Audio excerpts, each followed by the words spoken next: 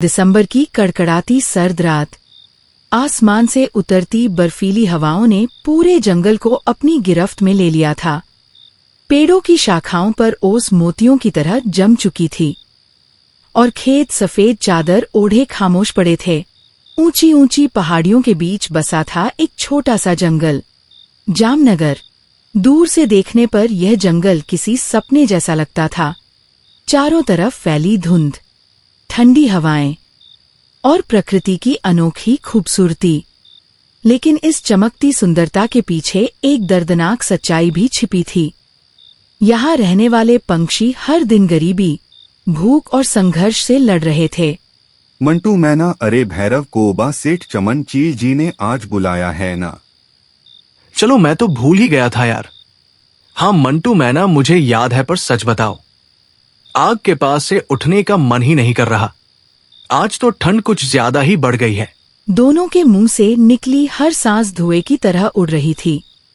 सामने जलती आग में लकड़ियां छटक रही थी और बाहर पहाड़ों पर बर्फ की पहली परत जम चुकी थी। अच्छा, सुन, क्या लगता है किस लिए बुला रहे होंगे सेठ चमन चील जी?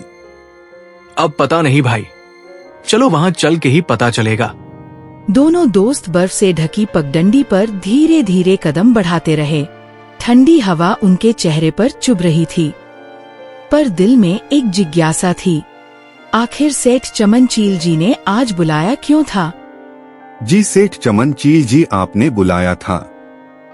हाँ देखो मंटू मैना, अब ठंडियां बढ़ती ही जा रही हैं। अब कोई काम नहीं हो पाएगा, तो तुम पंछी भी कल से काम पर आना बंद कर दो। मैं भी पूरी ठंड में शहर जा रहा हूँ। सेठ चमन चील जी, आप ही का तो सहारा है।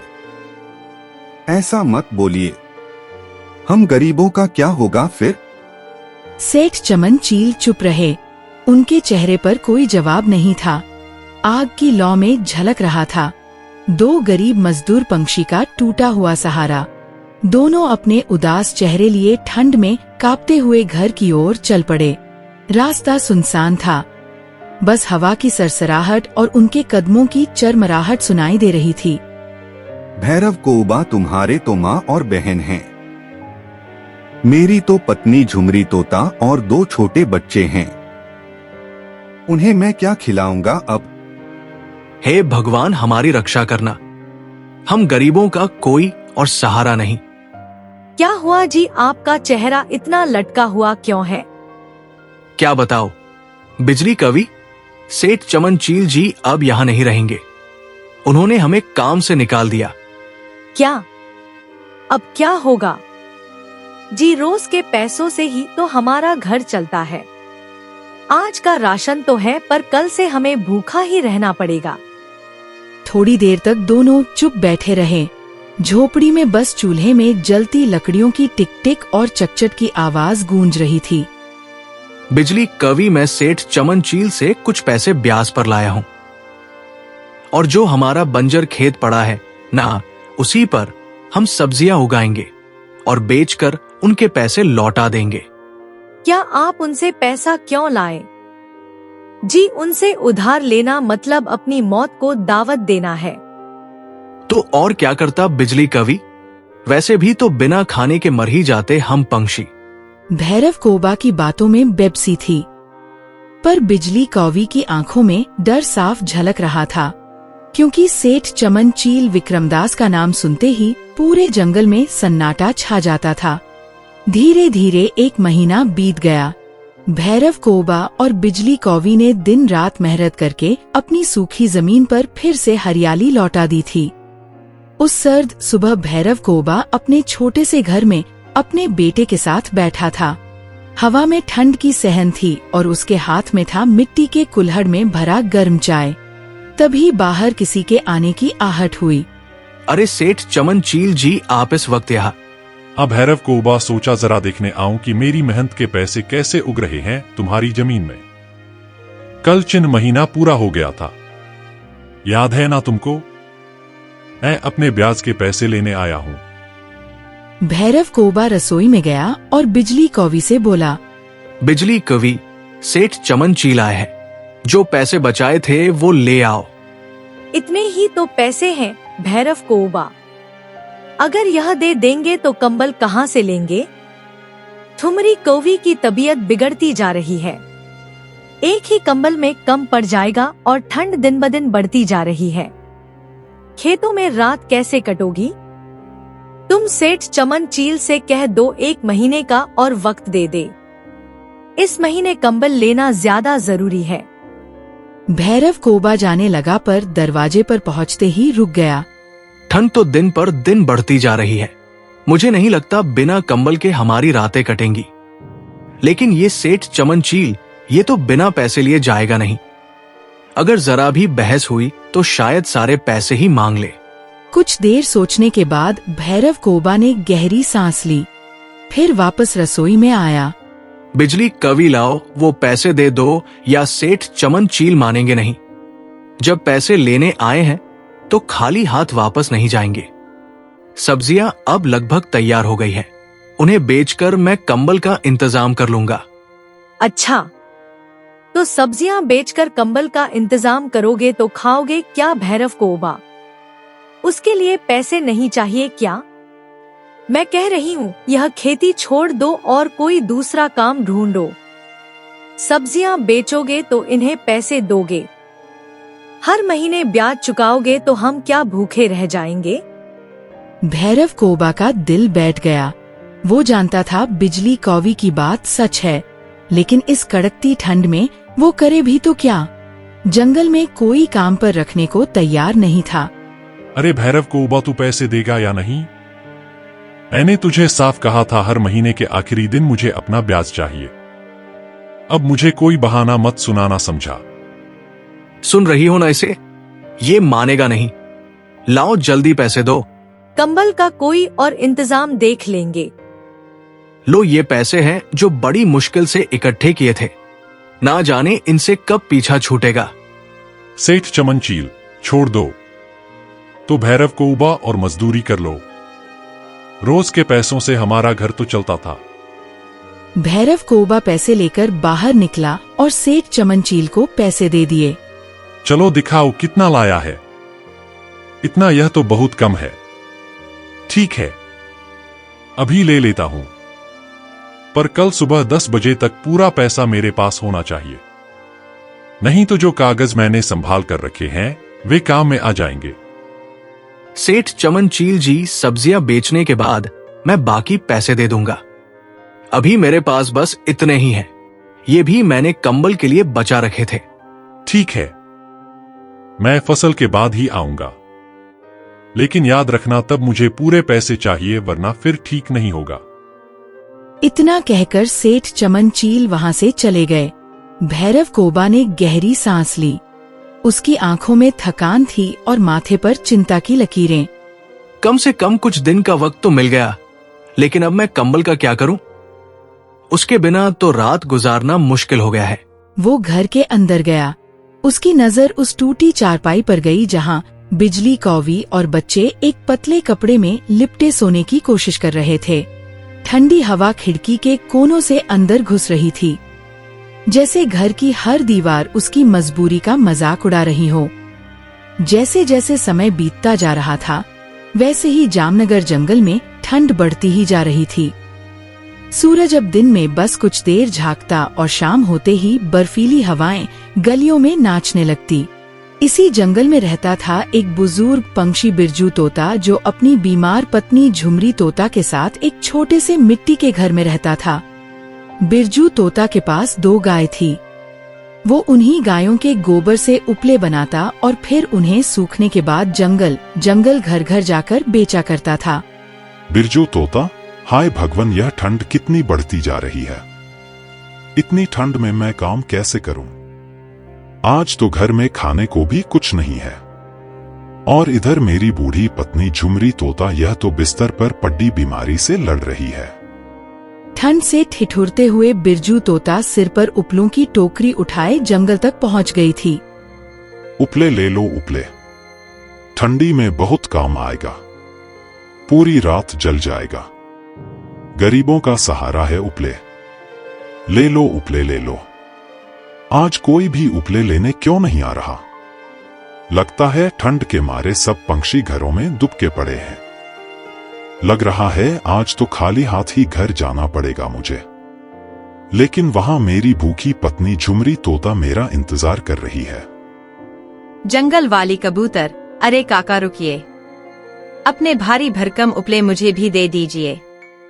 हे भगवान, बाहर बहुत ठंड है, काका जरा जल्दी करिए ना। हाँ हाँ बेटी, अभी देता हूँ। लो ये लो अपने उपले। काका पैसे कल ले लेना, अभी तो मेरे पास खुले पैसे नहीं है। बेटी, घर में अनाज का एक दाना भी नहीं बचा है। अगर तुम्हारे पास पैसे नहीं है तो पैसे के बदले थोड़ा अनाज ही दे दो। काका यह लीजिए थोड़ा चावल। ठीक है बेटी, ला यही दे दे, आज इसी से मेरा काम चल जाएगा। उपले बेचकर बिरजू तोता अपने घर की ओर निकल पड़े। रास्ते में ठंडी हवा की लहरें तेज होती जा रही थी, सांसें जैसे जम सी रही थी।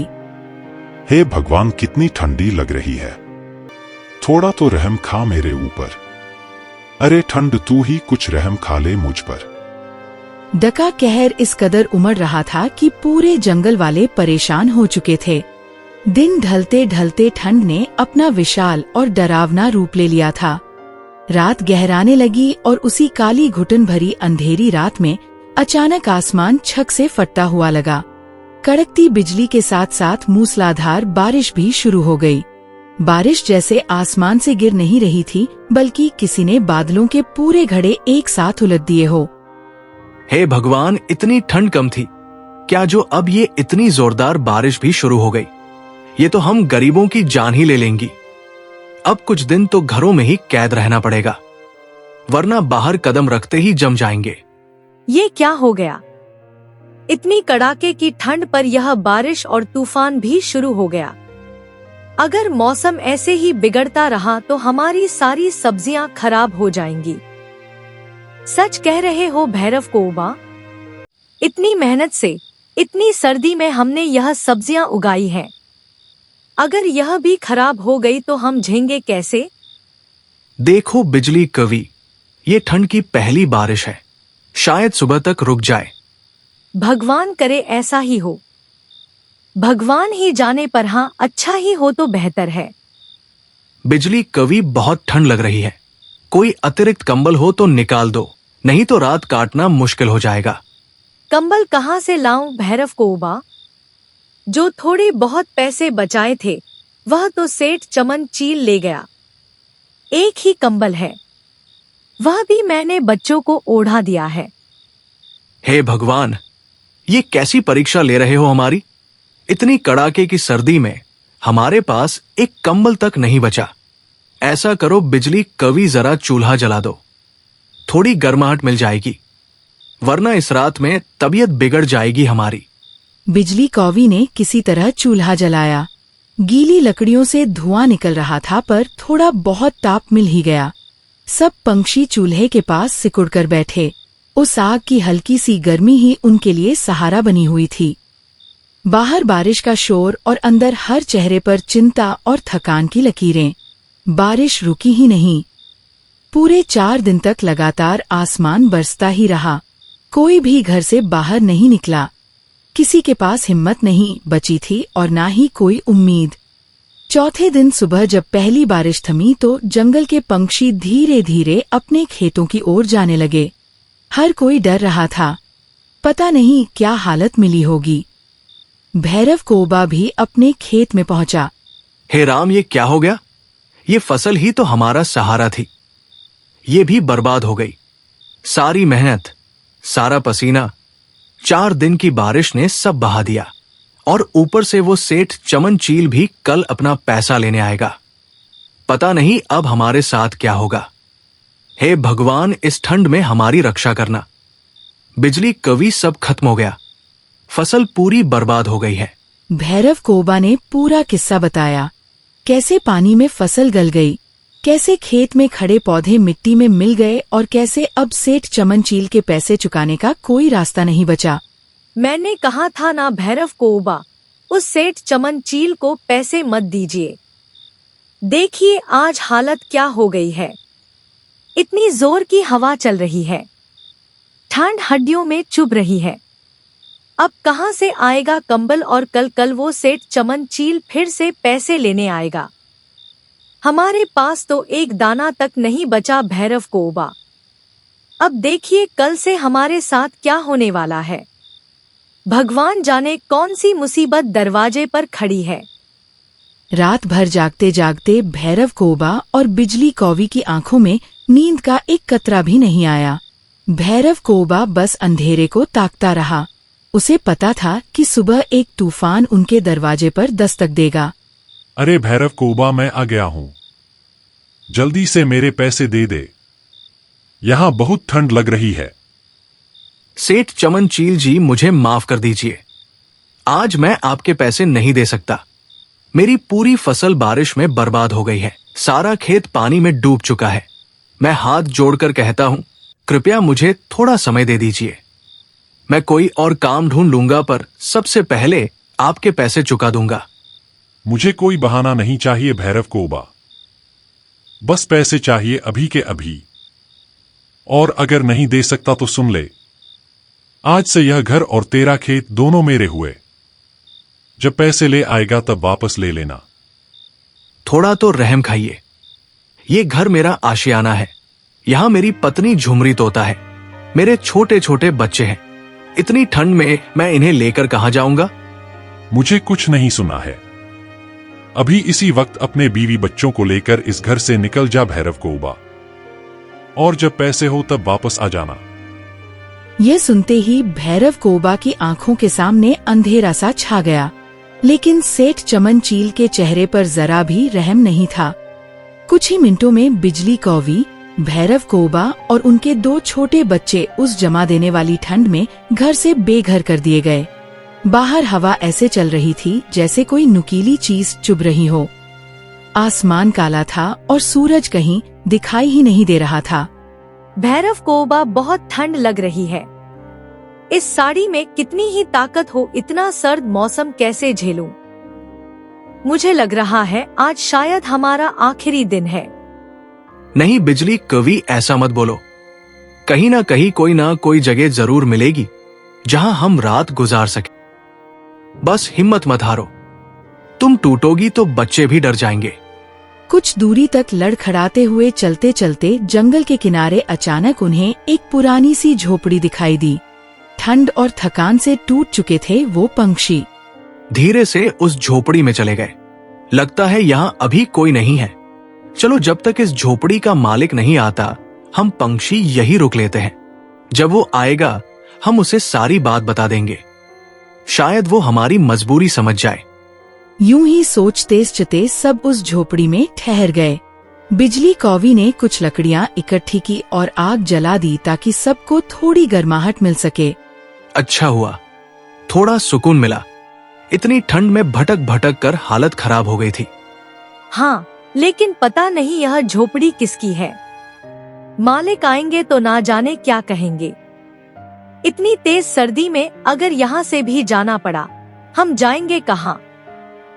सब पंछी आग के पास बैठे ही थे कि तभी झोपड़ी का दरवाजा चरमराया और बिरजू तोता अंदर आ गए। यह घर उन्हीं का था। बिरजू तोता, अरे बेटा, तुम पंछी कौन हो और इस ठंड में यहाँ क्या कर रहे हो? फिर भैरव कोबा ने धीरे धीरे पूरे हादसे की बात बिरजू तोता को बता दी।